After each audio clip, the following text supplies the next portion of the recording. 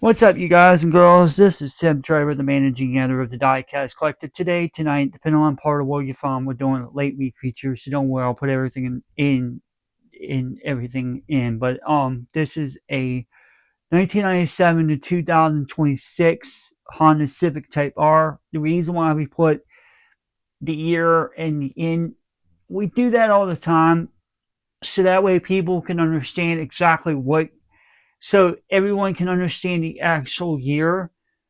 But I also will let you know on the package it says 2024. So we're covering a 2024 Honda Civic, but we're also covering it the way it should be, where it started in the beginning and then current to near current. So this is near current. This is actually a current gen. This is like the sixth generation Honda Civic. Anyway, so I got a little update for y'all. I did get the blue and white and blue Viper yesterday, and I did get a bunch of the other cars coming yesterday as well. Um, so I got a lot of them coming up next week. We will be doing black walls for sure. So I got a few others. I actually got a couple of them. I guess I'm gonna bring out one of them. So we'll see. Um, yeah, one of them I'm gonna have to pop out because of the side of the box is kind of like the thing here where I'm got my finger at. It's a little bit messed up, so we'll worry about that next week.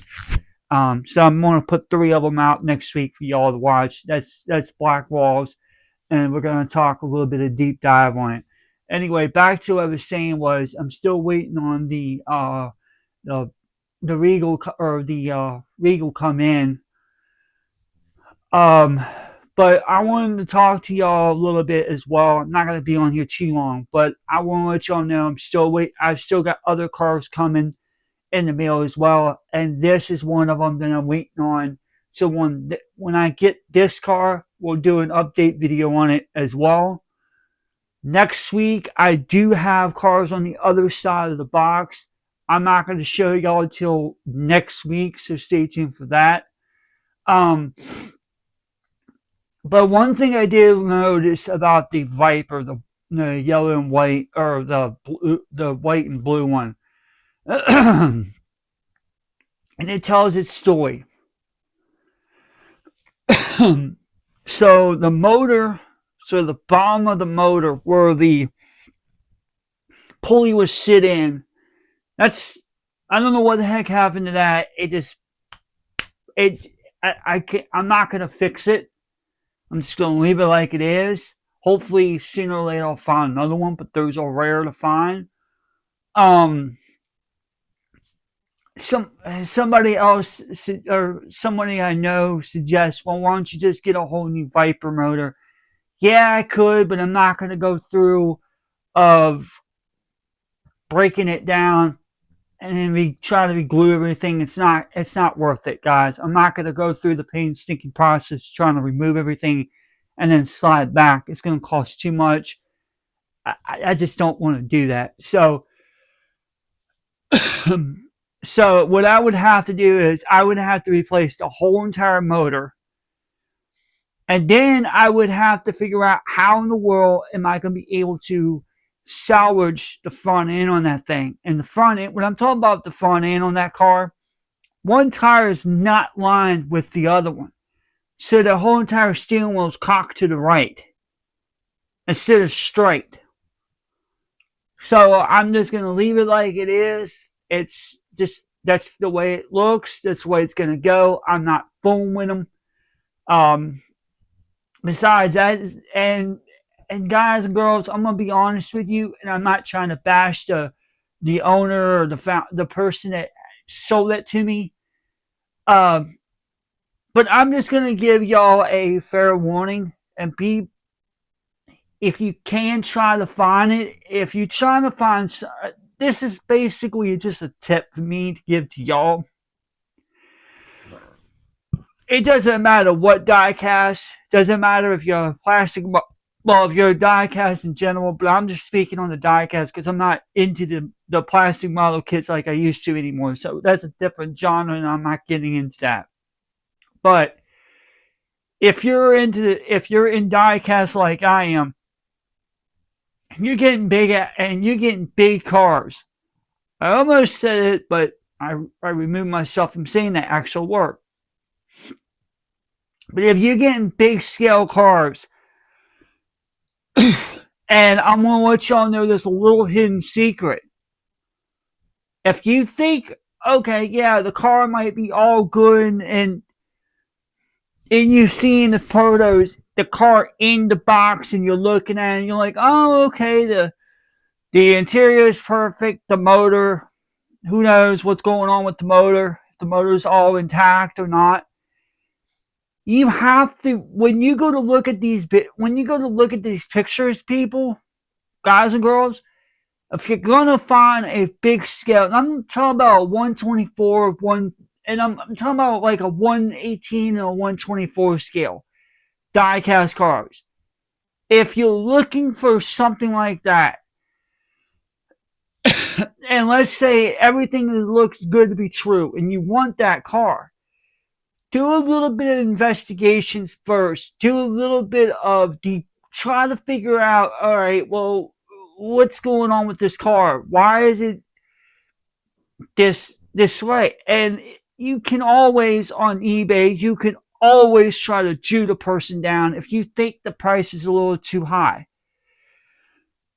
But do an inspection on the car. Do an inspection on the pictures first, because with my expertise, I'm looking at these cars. I'm looking at the picture of that white Viper, that white and blue Viper, and I'm like, okay, everything looks good.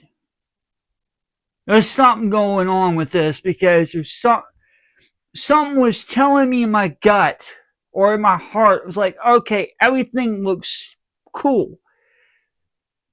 There's no issues with the interior, nothing. And I'm like, why is there any? And I don't remember if there's any pictures of it coming out of the box or anything like that. I don't think there was. But someone was telling me, well, why are you not posting pictures of the outside of the car when it's outside of the box? Why are you not showing that? Well, there's a dead giveaway why he wouldn't do it. This Whoever this person was, and I'm not trying to throw him under the bus. I'm not trying to badmouth. I'm not trying to bury him, anything like that nature. I'm just saying in general, if you're looking for a 124 or 118 scale, do some detective work. See if it actually, for one, see if it actually goes to where you want it, if you want it or not. In other words, what I'm trying to say is, do some detective work, whether or not if you want to get it or you don't want to get it. Because if you don't want to get it, you can always find another one that's somewhat similar as that one. This one has paint chips on it. Literally, there's paint chips on it. So whoever had it before knocked paint chips, and you can actually see a little bit of a paint chip taken off of it. But then again, that's because the box it said something in the description. Everything it's slightly worn. Yeah, right. Slightly worn. Or something like that in nature. I don't remember the whole specifics. But I'm thinking to myself, bull hockey. You got one tire's literally not straight. So what were you doing? You're playing with this thing too much? Is that the reason why that, or did you drop it and that's why the one tire looks like it's collapsing in, and that's why the bottom part of the engine looks bad? We're talking about it's missing a actual oil pan. The transmission pan, the back of it is starting to come up, and that one tire, I think it's the driver's side or the passenger. It's starting to where it's starting to show where it's bowing. So whoever had this before didn't take good care of it. Or took good care of it and just said, what the heck, I'm just going to let it mess around with it, and something happened. That's why I'm trying to tell you people, you guys and girls out there in the diecast community, beware what you try to find. Because when you try to find something like that rare, which that is one of the rarest, which I did find another one. I'm not going to go into it because I'm going to try to get it myself. It's going to be a different part of the world. And believe me, it's not going to be cheap. I can tell you that. It's going to be a pretty expensive amount of money. But anyway, like I said you gotta, if you're gonna try to find something that, if you're finding this particular, if you're trying to find a particular model, like for an example for me, like a Viper or a Regal or a Grand National, before you even decide to buy it, do some detective work, do some investigation work, look at the, see if there's any chip marks, see if there's any missing pieces, see if there's anything that will show that's underneath the car. Look, I don't care how good the box looks. The box could be like brand spanking new. That's not where I'm going. I'm talking about the car itself. If the car looks good to be true, okay, and the person can't get the car out of the box, so be it. But at the end of the day, you're gonna get what you paying for, and that's basically what you're getting.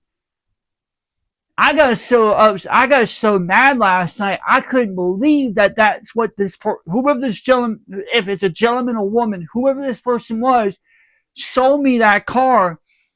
And I'm thinking to myself, why would you sell a car that's got chip paint on it? If that paint has got a chip mark, try to either try to get it where you can color match it, or try to restore it back to its perfect condition, even though you probably can't or couldn't, whatever. A little tongue tie. But you couldn't. If you can't do it, then fine. I understand. But still, it's me going back on what I said. I'm not trying to harp on it, but it's me going back on what I said about what I told y'all in the past.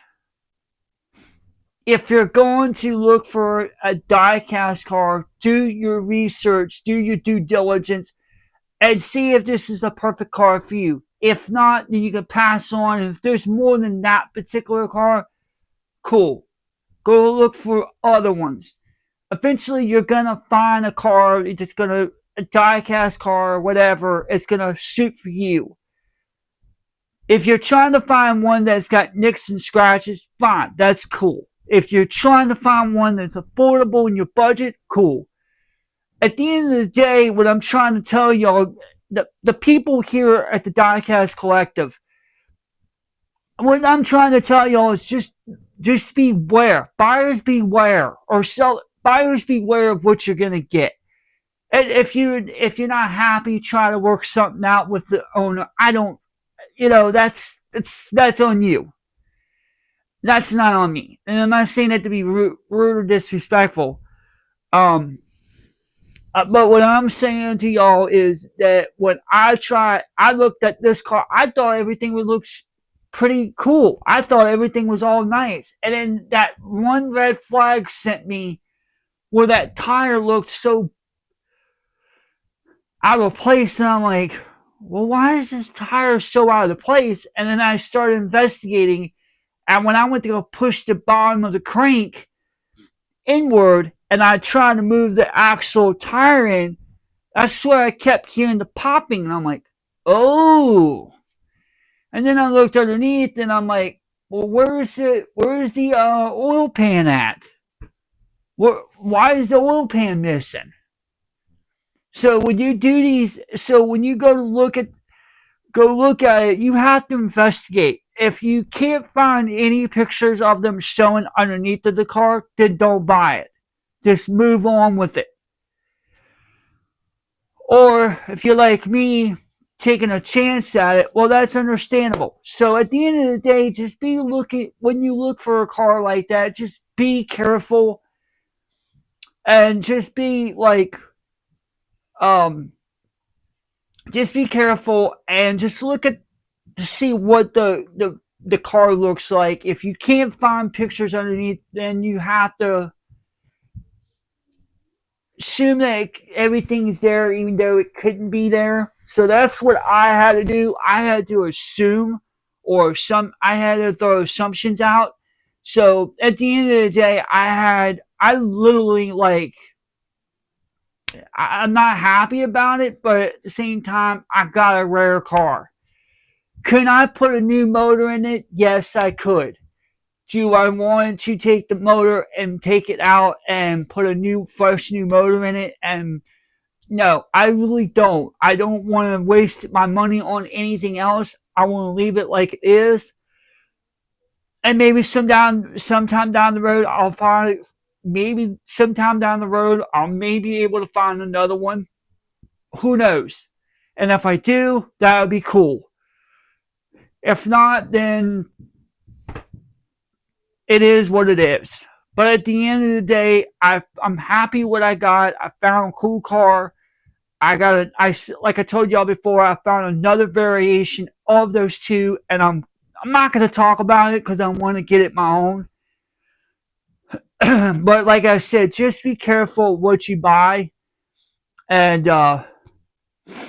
just make sure it's an affordable budget that you want. Because at the end of the day, it's you. It matters to you what you want. Hopefully, some of this little stuff that I'm talked about here on the show, a little bit on here, hopefully that helps you out. Hopefully, it makes you a little bit more like, okay, yeah, Tim's right. Yeah, this is cool. Like I said, just in basic, simple terms, just judge, just go by what your gut or your heart is telling you, and just don't have to judge necessarily, but just follow your instincts. That's what I'm saying at the end of the day. Just follow your instincts and don't be insecure. Be secure what you're going to be doing or what you're getting, and then at the end of the time, you'll find something cool. And if something happens where you find a part that's messed up, so be it. If you kind of find one another later on down the road to try to find, fine, that's cool. For me, I'm not going to spend my money buying a brand new motor for this car, and I'm not going to take it apart and refix it and all that. It would be time consuming, and then plus I'll put more money into the car what it actually is worth, and I just don't have the time for that, so I'm not messing with it. I learned the hard way after 3 of those yellow Vipers. I learned myself to, like, no, don't mess with it.